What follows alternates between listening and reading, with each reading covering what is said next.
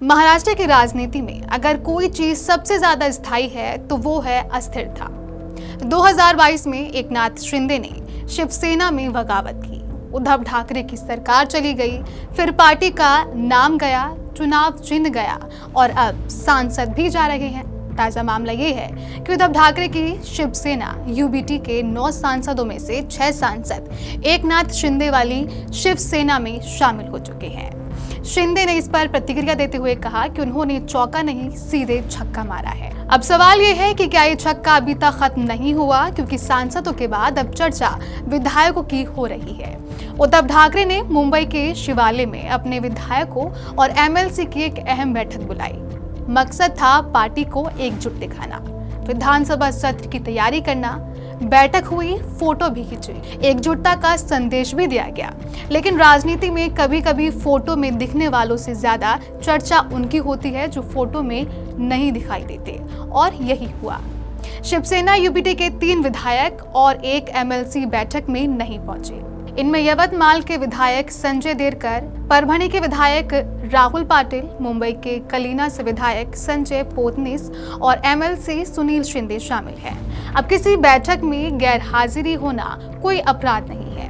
किसी की तबीयत खराब हो सकती है, किसी का निजी काम हो सकता है, और यही वजह इन नेताओं की तरफ से बताई गई है। पार्टी का कहना है कि सभी नेता संपर्क में है, कोई गायब नहीं है, कोई नॉट रीचेबल नहीं है। लेकिन दिक्कत ये है कि राजनीति सिर्फ तथ्यों से नहीं, टाइमिंग से भी चलती है, और टाइमिंग ऐसी है कि सवाल उठ रहे हैं क्योंकि जो 6 सांसद पार्टी छोड़कर गए, उन्होंने भी आखिरी वक्त तक यही कहा था कि वो उद्धव ठाकरे के साथ हैं। इसलिए अब जब विधायक बैठक से गायब हुए तो राजनीतिक गलियारों में चर्चा शुरू हो गई है।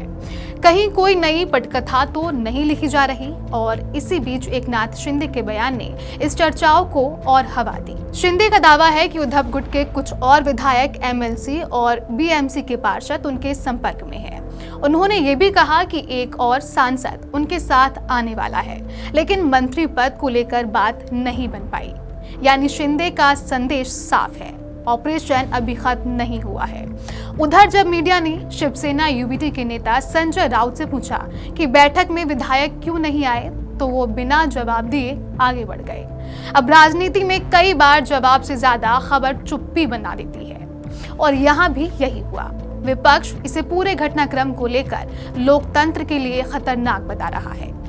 विपक्षी नेताओं का आरोप है कि पैसों और सत्ता के दम पर जनप्रतिनिधियों को तोड़ा जा रहा है। कुछ नेताओं ने तो यहाँ तक कहा कि अगर कोई पार्टी छोड़ना चाहता है तो सबसे पहले इस्तीफा दे और फिर जनता के बीच जाकर चुनाव लड़े। हालांकि इन आरोपों को लेकर कोई ठोस सार्वजनिक सबूत सामने नहीं आया है, लेकिन आरोप और जवाबी आरोपों का दौर जारी है।